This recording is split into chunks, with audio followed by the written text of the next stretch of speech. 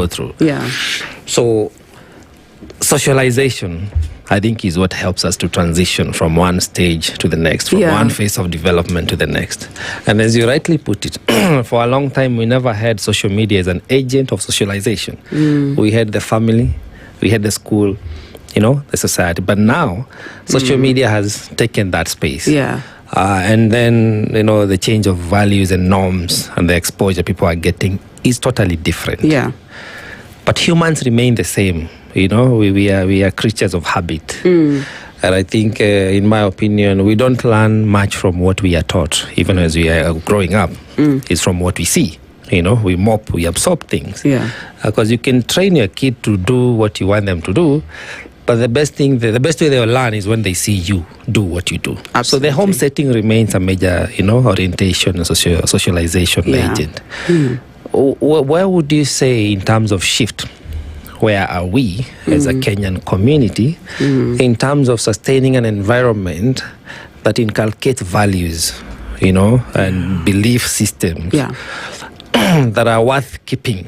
Because, there are things that are worth knowing, but there are others that are worth keeping. Yeah. But have we shifted far off? Are you worried? Are you concerned by our parenting trends? Are you concerned by the environment we are creating at home, basically? Yeah. As we raise these adolescents? As we raise these young people. I think that's a really good point that you bring up in terms of the home being like at the core of how we expect the next generation to turn out. But then also, because of the way the economic structures have been, the parent who used to come home at 4 or 5 p.m. is now coming home at 8, 9, either due to traffic or deadlines, etc. Or they're working at home. Or they're working from home. They're working from home, but you're sitting in front of your computer in a separate room. Yes. You're there, but not there. You're there, but not there. Yeah. And so that has really shifted things, right? And so what, unfortunately, I've started seeing as a trend in a lot of urban settings is that it's, while your intent is for the right values to be able to shift and to impart those values, you're not spending enough time necessarily with your children, with your young people. And it's not entirely your fault. You're trying to provide for them. So going out, doing the work, and making sure that you provide for them.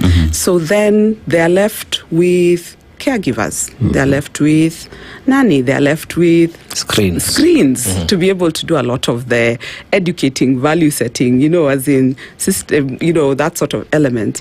So what I would say is that it has been worrying, and what we do try and do, especially in the clinic space and when we go out into the schools, is really to have honest conversations with teachers, with parents, about what the gaps they feel are, and then also talking to the young people. And then based on the feedback that we get, then we're able to appropriately coach parents and coach teachers.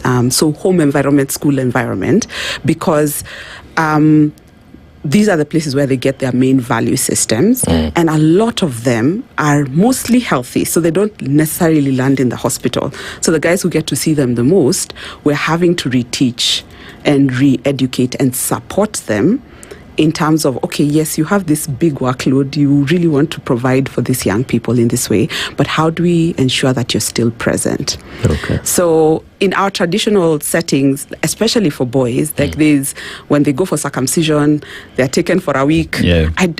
I always, I always find it very interesting. In that week, a lot is crammed in. You're a man now, this is what is expected, you have the surgery, and then after that, there's just a bit of a withdrawal from that. And I always wonder, what would that look like if it is stretched over a longer period of time, a year, 2 years, where you sit with those young men. By the time they're going under the knife, you've imparted certain things that you know for sure.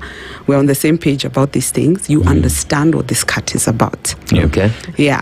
So I always...